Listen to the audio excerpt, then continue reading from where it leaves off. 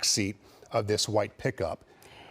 And now I think I'm going to check to see if we have a location for this person. I wonder if we can have Sky Map come up. We do know initially that the LA County Sheriffs were in pursuit of this vehicle. Then it switched to the California Highway Patrol.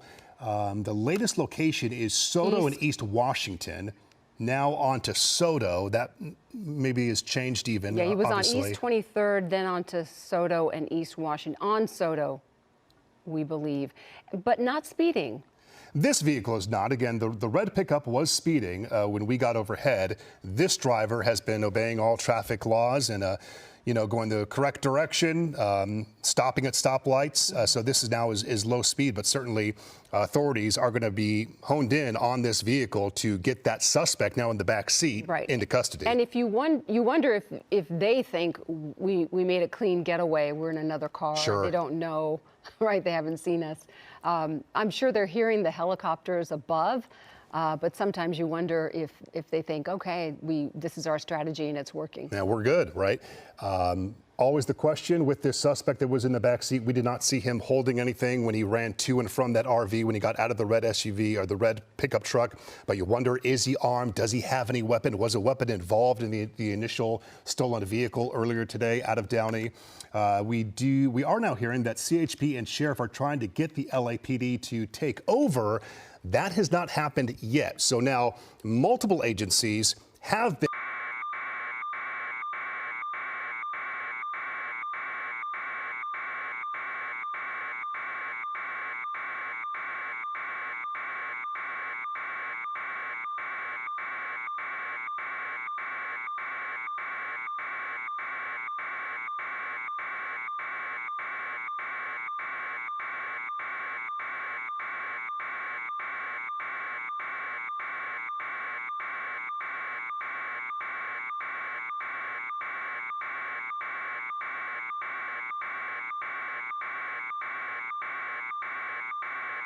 Sir, thank you so much. Always great to have you join us during these pursuits so you can make sense of some of the things that we are witnessing. Bruce, what are your thoughts so far?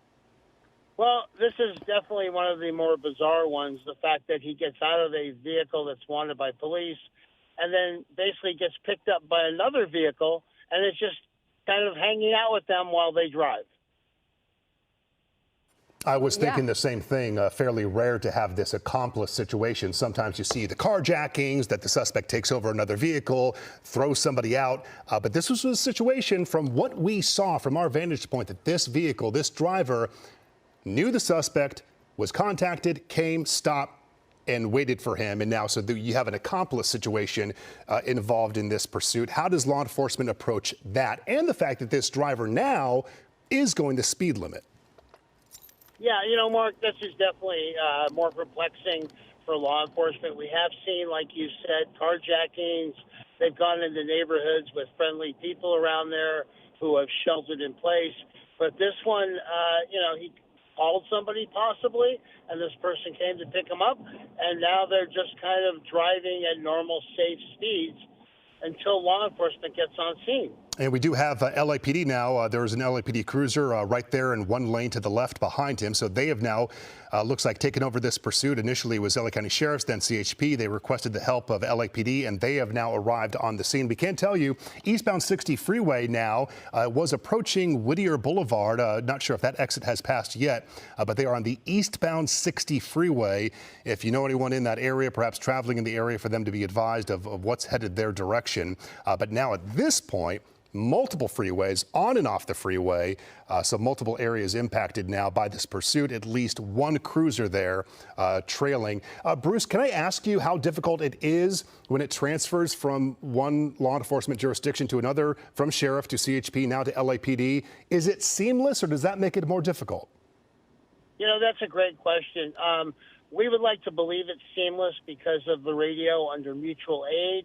The agencies are monitoring this pursuit. When it comes in the area, they basically make a request saying, we would ask that, LAPD take this pursuit over from us because they're on surface streets in an LAPD area. So you can run from the police, but you cannot outrun that radio or the helicopters. Yeah, good point. And is there any scenario in which law enforcement would just back off of this altogether because the stolen vehicle is now stopped right on the street? We saw it abandoned, and maybe just let this go since they are driving safely at this point? Yeah, another great question, Joanna. When it gets to the point where it's unsafe for the criminal, unsafe for the officers, unsafe for the public, there are certain things that law enforcement officers in a pursuit have to give to the watch commander, and basically in order to have the pursuit blessed, meaning let it continue. And one of the things are traffic conditions and speed. And traffic conditions are light right now, and we're not seeing the speed. Approaching the 710, either north or south, right now, just got off the 60. And looks like it's going to go, he I don't know might if that be was staying south? on North. maybe The north jumping on another freeway, the 710. 110 or 710? North 710. And again, if anything, Giovanna and Bruce, as you join us, relatively actually slow speed. Seems like the driver is actually driving below the speed limit under these circumstances. And no doubt they see the now two LAPD cruisers behind him. I mean, he has to be well aware that they are now in pursuit, that they did not, in fact, get away. Right. And Bruce, at this distance between the vehicle in front and the law enforcement officers, can they communicate? Or is that too far away, like in terms of Communicate with the suspect? yes. No. I mean, too they're far. not going to use the loudspeaker Yeah. because, sound travels, and unfortunately the suspect vehicle's in front. But they know they're being chased. Lights and sirens from the police vehicles behind, the helicopters overhead. They know it's happening. Yeah. And what happens to the suspect who was in that red car initially? The suspect that was a passenger, and we saw them ditch that car and run in the opposite direction. What happens with that person in terms of law enforcement? Well, LAPD or whatever law enforcement agency that would take them into custody and basically interrogate them, ask them questions. Who is that person? What are they doing? Why are they running from us? To get as much information as they can on the suspect so they can build up basically a criminal history or a workup to see if this person has been in jail before, if they're a violent offender, that kind of information. You are seeing on the right side of your screen a video from earlier when that red pickup truck got off the freeway, was driving somewhat erratically at times on the wrong side of the road in more of a speeding situation. Interesting, Giovanna and Bruce, that both of the vehicles, both the one that was apparently stolen and then the white pickup truck that picked him up, both of them are work trucks of some sort. And again, this was stolen. The red pickup truck reported stolen earlier today in the Downey area.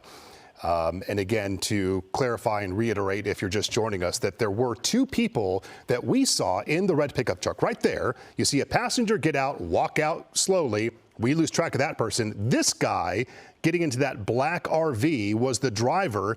He had a dog, left the dog in the RV, ran back now over to this white pickup truck, got in the back seat of the white pickup. So that maybe brings you up to speed if you're just joining us as we break in with this coverage, that you have an accomplice, a driver in this white Chevy pickup truck. You have a suspect from the initial pursuit that's now in the back seat. Yeah.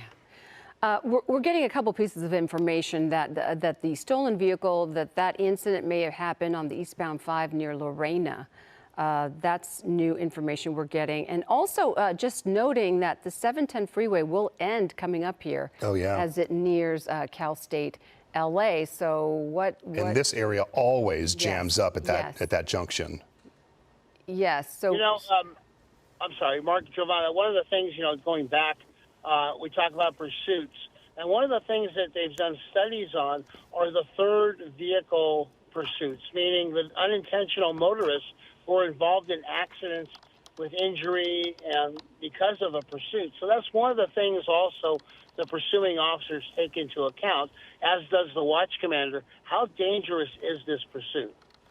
And at this point, I mean, at the current moment, it's not. I mean, again, we have not seen this white Chevy go over the speed limit, drive erratically, drive on the wrong side of the road. So it's slow. That is in the best interest of law enforcement. I mean, that's on their side. They have they have time on their side to get this resolved. I don't think under these circumstances that they would pull off because it's not dangerous. He's not speeding.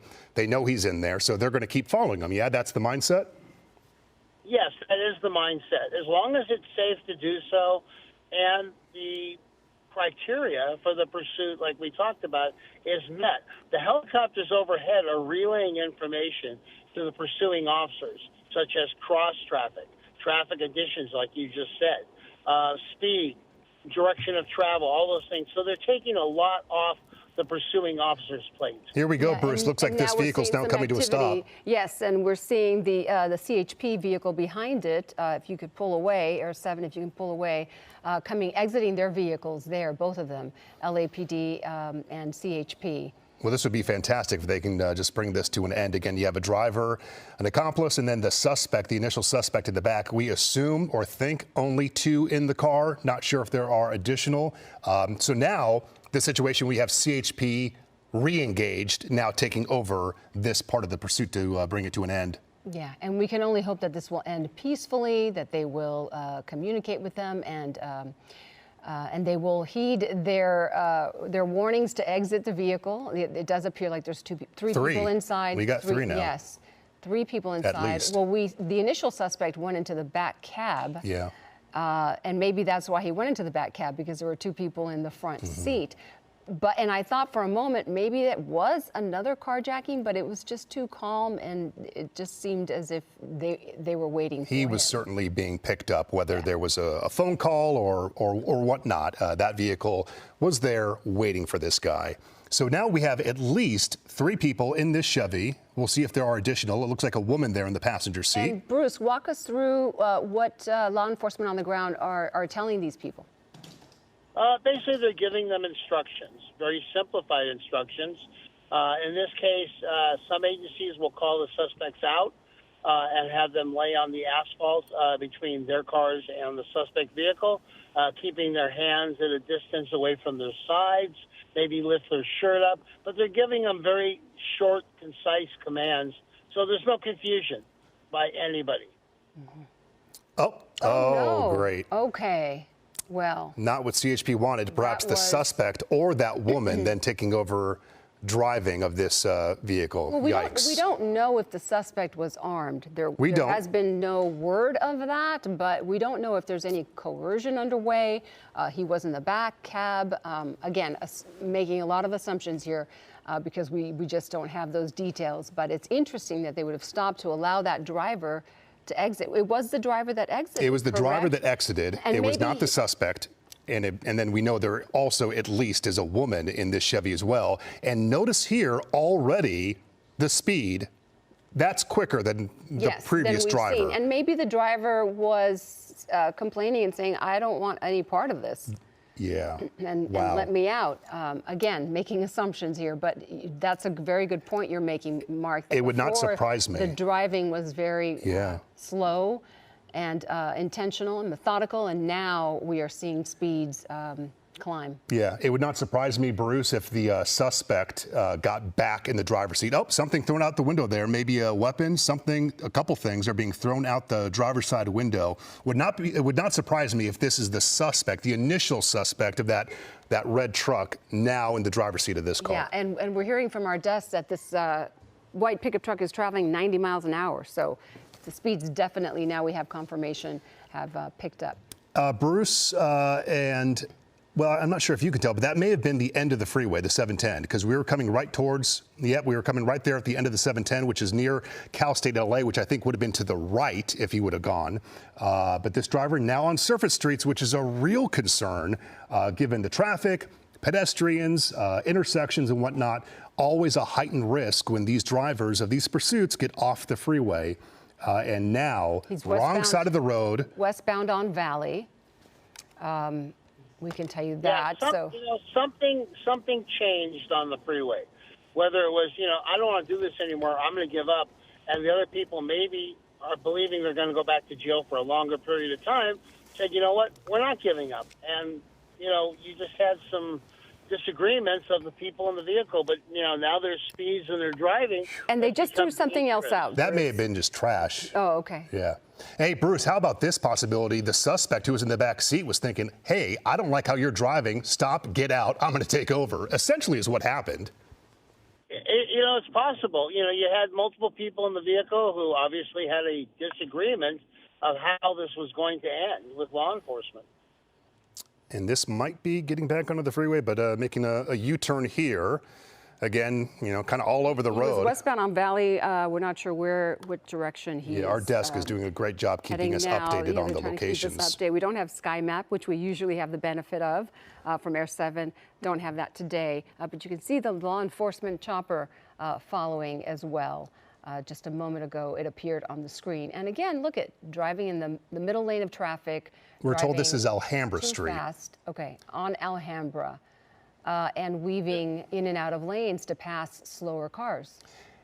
And Bruce, when you have this, the way this driver is now maneuvering on the road, going down the wrong side, not following traffic laws, that changes everything. That once again re-escalates the situation on where law enforcement has to figure out how they're going to handle it, whether they pull back, whether they track, kind of changes their initial response earlier. Very much so, because law enforcement doesn't want to force the suspect's hand, meaning, like you said, they're driving on the wrong side of the road. The speeds are way above what's posted for the speed limit area. The other thing, too, is, can you pit a vehicle this size? It's very difficult because that vehicle outweighs the patrol cars.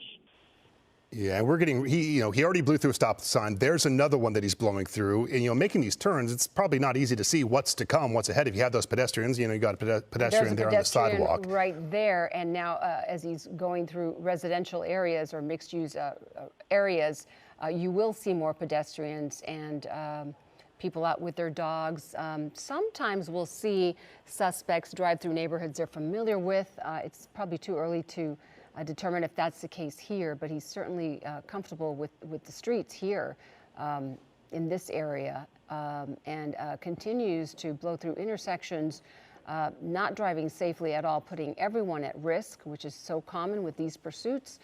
And he just ran another stop sign. Yeah, he's not stopping anywhere. He's been blowing through every stop sign that he's passed, and at times been pretty close to potential head-on collisions with other cars around these bends. There have been some close calls here with this driver, going to try to maneuver past this guy. And here's the problem. These drivers, like this silver SUV in front, they don't know what's going on. They just see this, what they probably think is a crazy guy coming up behind them. So certainly concerning for other motorists on the road. Air 7, if you could pull out just a bit to give us a view, if we have law enforcement, how far behind are they if they are trailing? See, this might be one of those tracking mode situations where they now have pulling back because it's off the freeway, but no doubt still following with the helicopter. At this point, if I was the watch commander, I would probably request that the units go into a tracking mode or surveillance mode. Let the helicopters do their job. Oh, look at this. Look at this, Bruce. He just went over a middle divider there onto another street. And now we don't know where he's on at this point. We'll try to get an update for you. But again, speeding. Wrong side of the road as he goes through the signal. Let's see. Yeah, no one is chasing him now. That's the last word from our assignment desk, according to the LAPD. He's now on Huntington, and we actually are being told that police units are about a half mile away, and maybe that goes along with the surveillance right there through the middle, now wrong side of the road. Oh, you hate to see this. Yeah, you hate to see this kind of behavior. Very dangerous. Again, law enforcement about a half mile behind as they track where they are close enough to be there should this come to an end. They're not far behind, although they're not right behind this guy, they're still nearby. Right, and this behavior alone, him driving against incoming traffic, is enough, I would think, for law enforcement to really try to put an end to this, as opposed to stopping altogether and pulling back. And let me ask Air 7 if I can, are we able to get a view of the driver compartment area to see if we can see if this is the same guy from earlier who got out of that red pickup truck? And we see the arm there. The driving style, the speed now, the way he's going across the road, it's certainly similar to what the situation was earlier when he was in the red pickup truck. So we're hearing from Air 7, they are confirming it is the suspect that was in the red pickup truck. yeah. So he does have a female, at least one female passenger in this white Chevy now as well. So he's not alone in there. So whether she's now considered an accomplice as well, from what we've seen, she was never behind the wheel. She's been a passenger the entire time. So what her role in this is, how she knows this suspect, that is all to they're now on Mission Road, and all investigated. of those things you're pointing out, Mark. We have very little information. We're sharing and we're giving you as much as we know, and all we know is that this started in the Downey area, off southbound 5, I believe, a stolen vehicle, that red pickup truck we saw earlier. And we saw the suspect who was driving this white pickup truck and another passenger ditched that vehicle near a homeless encampment. They each went separate ways. The driver of this white pickup ran into a motorhome, left the dog, and then jumped into this pickup truck, which appeared to be waiting for him with 2 people inside. And if you're wondering what we're seeing on the right side, if you're just tuning into this pursuit, the video there on the right side was when this white pickup truck stopped briefly on the northbound 710 near Cal State LA. The driver got out, who was apparently an accomplice, and then the original suspect continued on. So it only stopped for maybe 2 minutes or so. Now on Mission, from Huntington to Mission, if I'm correct, I think that's kind of approaching like the San Gabriel area on city streets. Approaching the 5, I'm told? Okay.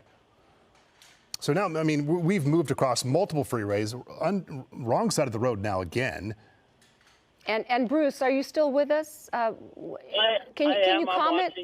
Can you comment on just the drastic or dramatic change in the driving behavior that we've seen here between the 2 drivers? You know, like we talked about earlier, it seems like they had a discussion of, I don't want to go back to jail. And so that's why we've seen a more aggressive posture by the suspects to run over mediums on the wrong side of the road, blow through stop signs, lights, etc. You know, the only hope is that this ends peacefully and no one is hurt in any kind of collision. Yeah, and I think we can all tell that this pickup truck, to be honest, is not in the best condition. So you wonder how well it can hold up driving like this, and God forbid there's any collisions that occur, because he's certainly getting close. A pedestrian right there on that crosswalk. Yeah, he's on westbound Main now, near the 5 freeway, is what we're being told, and I believe this is near the USC Medical Center. Of course, we have broken in with this special programming of this pedestrians. pursuit. Yeah, absolutely. A lot of people on the road. We do want to mention this, that there's a potential that we may be at any moment, any minute, going to an ABC News special report unrelated to this coverage. And if that is the case, we will continue following this pursuit. In fact, we're going to have a video box on the lower corner of the screen that you continue watching during the ABC News special report. So even if we do go to that network special report, we are going to stay on top of this until its conclusion, of course. Look at this close call. He almost ran into a truck coming his way. He went into oncoming traffic and just missed that large truck, a white large truck. So many close calls we've seen already. This looks like downtown now. Is this right by Union Station? Yeah, this is, there's Olvera Street right there. Just past Philippe's, yes. Yep. So not far from Union Station. He might be on Alameda, is that? Yep, Alameda and Cesar Yeah, Chavez, just Alameda, past Olvera Street. Union Station would now be behind him. Approaching the area. City Hall would be to his left. Hall of Justice to his left. Certainly a congested area in downtown Los Angeles. Now moving on the right side of the road, would be approaching the 110 freeway ahead of him. Yeah. Yeah, he doesn't seem to want to stop. No, that is certainly for not. sure. And again, we don't have any word on whether he is armed and how that stolen pickup truck was taken. If it was a carjacking, no details on that yet. We're still waiting to get some information. And Bruce, if I could ask you, Bruce Thomas, our law enforcement expert here on the phone with us, the idea that law enforcement, we've been told, at least on the ground, is about a half-mile back. That approach, is that to not escalate the situation where this driver feels that they have law enforcement right on their tail, and then should something happen, they're close enough to get there? That's correct, yeah. We've seen a total wanton disregard by the suspect driving this vehicle. And so law enforcement doesn't want to push them over the edge, so to speak, making them go any faster or driving any more dangerous than they are. But when they do stop and decide they want to give up, law enforcement will be there pretty quick to conduct a felony traffic stop and take everyone into custody. Yeah, we believe he is still on, he's on... Still in downtown, he's downtown, approaching the 110. approaching the 110 freeway now. In a moment, he'd be getting into Echo Park area. Yes, I wonder if he will be jumping on the 110 freeway so he can gain some traction. He's driving slower on the surface streets, not as slow as he should, I should say. I could be wrong, but this might even transition into Glendale Boulevard or Alvarado. It might be, it might be Glendale, and then he could jump on the 2 freeway. Yeah. It is, in fact, Glendale. Yeah, coming up on the 2 as well. Glendale Boulevard. Lots of options of where you can go. Certainly a congested area here, and you saw right there passing Echo Park Boulevard. So Bruce, if you were working today, what would you tell your officers on the ground? Don't get involved. Stay back. We have the helicopters doing a surveillance mode of this, but be in the area and let's formulate a plan for the terminus of this pursuit, meaning how are we going to take them into custody if they foot bail or run? What is our plan? Right. Because that's one thing in law enforcement we do is have plan A, B, C, and D. And in those plans, would a spike strip in this situation and or a pit maneuver play a role at all? I know there are a lot of cars on the road right now where he is, but we've seen him in some areas with less traffic. Yeah, a spike strip, if he was transversing the same streets, they could formulate that plan. But he or she, we're not sure which one's driving, is basically all over the board on this. They've left the Downey area. They've gone through East LA, Whittier, and now they're in downtown Los Angeles. Yeah, back onto southbound Glendale Boulevard. So kind of made a loop back. He was approaching the 5 or the 2 and then kind of looped back. Yeah, he's making his way into the Silver Lake district now, which is even more congested. Yeah. Lots of pedestrians in both of these areas, which is always a concern, especially seeing the driving style on the wrong side of the road, blowing through stop signs. And as Bruce mentioned, and if you're just joining here, we don't know, we assume, we believe pretty confidently that this is the original suspect who's driving, and that there's a female passenger, potential accomplice, right through that stop sign, also in the car. That would put 2 people in the car, not sure if there's a third person. And it was really interesting, again, earlier that he had a dog that he got out of the first car, the first pickup truck that was stolen, left that dog in the RV that he ditched it at.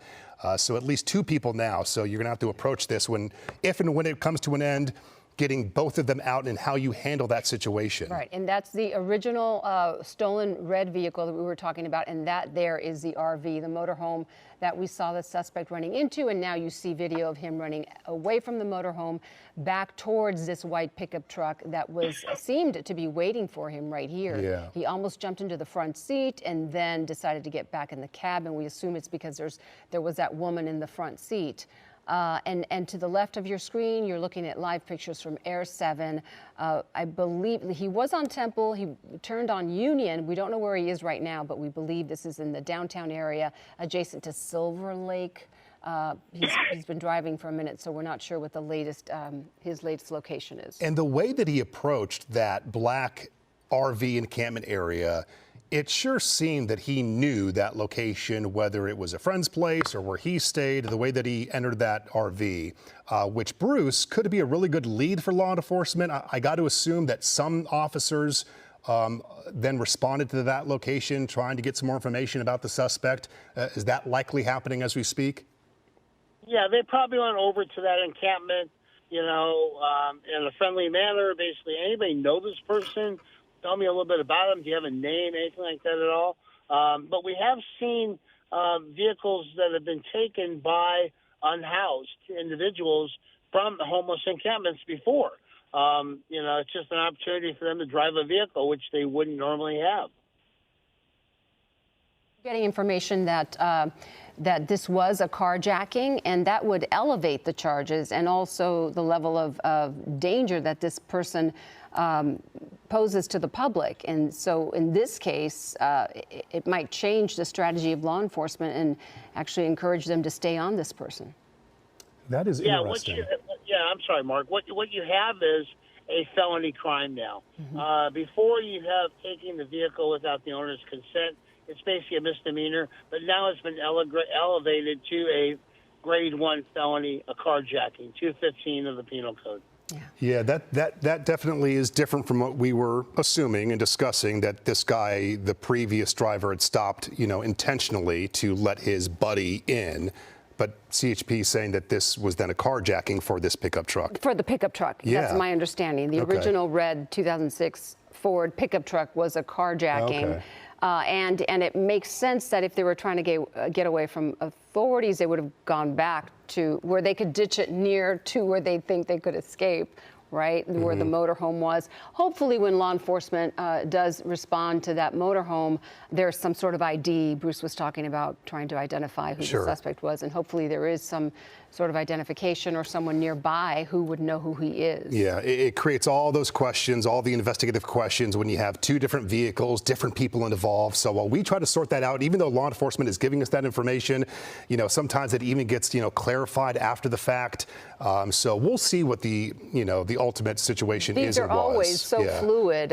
We're getting details. We hear one thing and then there's a correction or a clarification on some details. So, bear with us. We're sharing as much information as we can as we receive it. But again, you're looking at a live pursuit from Air 7 HD over downtown Los Angeles. This has been underway for almost an hour. Yeah, I'd say about an hour now. Yep.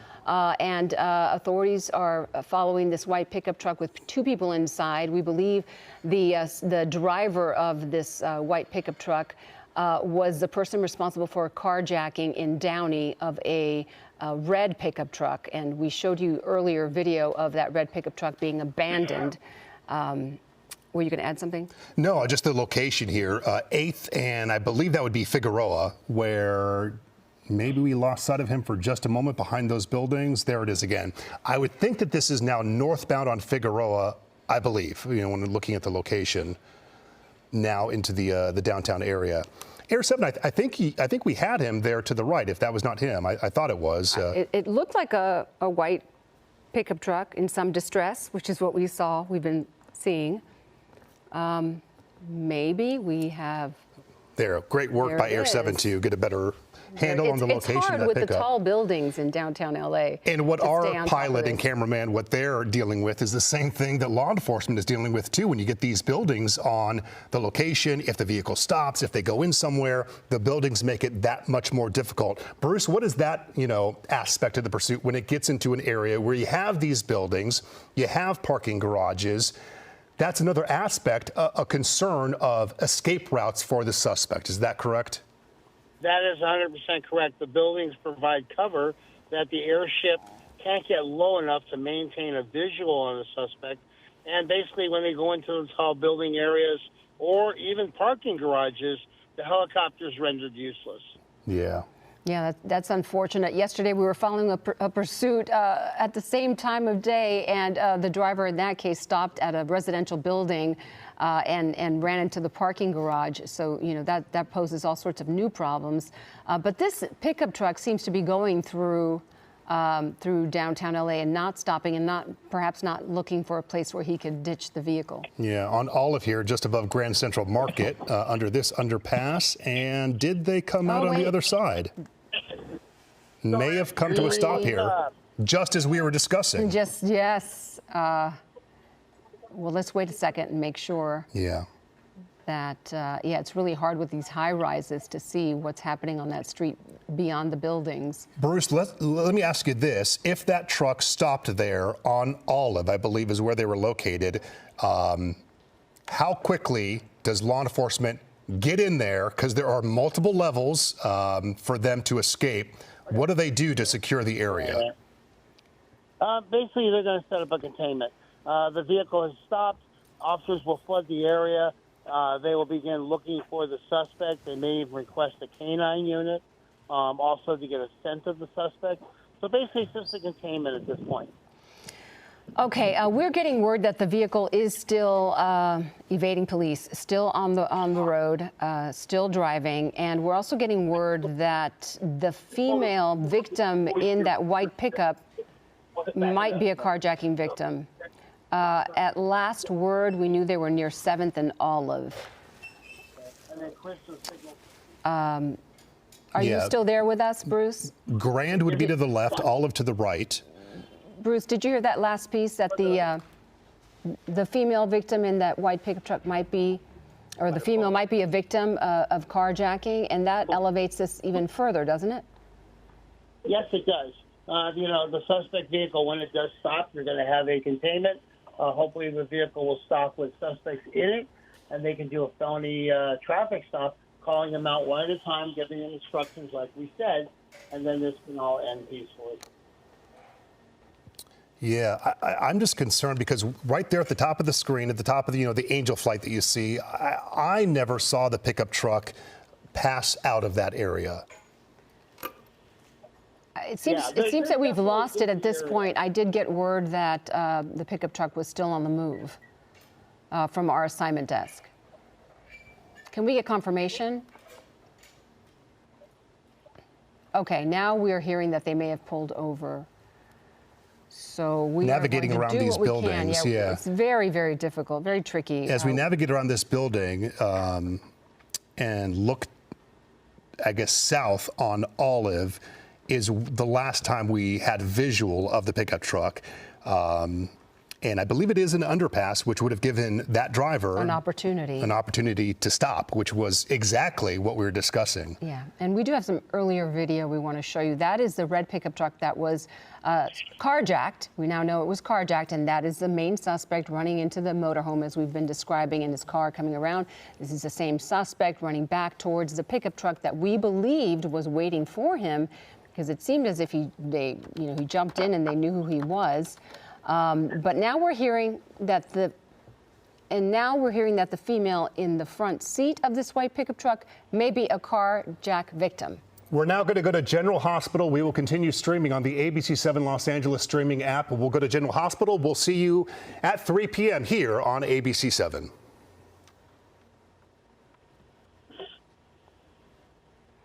All right, and we're continuing our coverage here on our streaming channel. And again, you're looking at that motorhome to the right of your screen. That is where the suspect jumped into. That's his car, his dog. You can see running around the motorhome. And then we saw that suspect. He was in there for a few minutes and left the motorhome and ran back towards the white pickup truck. We were telling you about the white pickup truck that they were currently in for the last 30, 40 minutes. And to your left, you're looking at live pictures from Air 7 of downtown LA, where we are still trying to locate where that pickup truck stopped. We did get word that it did pull over at some point around 7th and Olive. Yeah, and this may be that situation that we were concerned about when it comes to apprehending the suspect, that they, at least for the last few minutes, may have gotten away. Unclear if law enforcement on the ground is close by, but right there on Olive is the location that we never saw the white pickup, the second vehicle that the suspect got in. Never saw him come out of that area, and it's an area that has multi-level, an overpass, an underpass, and so there would have been locations that both he and the second person in the vehicle could have gotten away to. And Bruce, for those who might be watching, words of advice for folks who might find themselves in the middle of a pursuit when it's underway, or at the end of a pursuit where the suspect hasn't been located, what would you tell the public to do? In the middle of a pursuit like this, where a vehicle is driving by you, maintain your speed, maintain everything you're doing. Let it go around you. Don't become part of the problem, as we've seen before, by stopping, trying to box them in. We've seen big semi-trucks get involved and that kind of thing. We highly don't recommend that. And if you're at the end of a pursuit or a terminus, when there are officers with guns drawn and stuff, stay in your vehicle. Take direction from them. Hunker down in the vehicle if you can. Lay on the seat. Let law enforcement do their job, and then they'll safely evacuate you from the problem. Right. The unfortunate problem is that in downtown LA, there is so much foot traffic in some places. People may be completely unaware of what's happening. And, you know, we become accustomed to helicopter noise in and out throughout the day. And so people may not even pay attention and realize that there is, you know, a dangerous situation underway. Yeah, I had mentioned some streets earlier. Of course, the main focus was right here on Olive. Hill is to the left and Grand is to the right. And that is that plaza that you see is all part of, it's called One California Plaza. There's like an amphitheater there. And multi-level, you know, dining, and I know there's parking there on one side. Everything from this location looks calm. People are moving about, clearly unaware of the situation. So it leads me to believe that right underneath there on the road that we can't really get a view of, that potentially that white pickup came to a stop and they bailed. That seems likely at this point. And what is the strategy in this case for law enforcement, Bruce? Basically, what they're going to do is they're going to coordinate units that were maybe a half mile back or a little closer, get in the area, let's locate the suspect vehicle, and then let's go from there. Let's start talking to people. If you see anybody run from the vehicle, which way they go? Maybe look inside some of the businesses that are there, looking for the suspects. So there'll be telltale signs of people there, you know, their elevated heart rate, maybe a little sweat on their brow, a little more anxious than just a normal patron. Yeah, those are very good points to make. And we stand by, Bruce. We don't want you to go anywhere just yet. Thank you for talking with us. But we have Chris Christie in our other chopper in Air 7. Chris joining us now. Chris, any luck finding or locating that white pickup? Oh, right now, Giovanna, all eyes are on that overpass right there. It appears, at least from everything we've been able to gather, that the suspect drove under there and never came out the other side. So somewhere amidst this cluster of apartment buildings, there appears to be a either an abandoned vehicle or some kind of a hiding spot where the suspect is either on foot or in that truck, most likely abandoning that vehicle, though I would imagine by this point it just appears as though they have run out of luck. There was nobody on the ground behind him, as you know, and the air unit ran out of fuel and had to vacate the area as well. There is a CHP fixed-wing airplane over the area, but right now there is no visual of that suspect or the alleged victim. There is some ambiguity whether the driver of the white pickup truck was indeed a victim or perhaps an acquaintance. They are treating it as a potential carjacking victim. But the oldest trick in the book, as you guys both know, is to make your way into the parking garages and, you know, skyscrapers of downtown LA. It just makes it so easy to get away with just so much. I mean, there's just so many hiding spots in downtown LA that the possibilities are endless here, and so are the hiding spots. Chris Christie, thank you so much for that update. And we are also not seeing any evidence of law enforcement patrol vehicles on the ground there. We are going to break away from this breaking news and bring you the very latest on Eyewitness News at 3 o'clock. We hope you'll join us at 3 for an update to this and the rest of the day's stories. Yep, we'll see you at 3 p.m.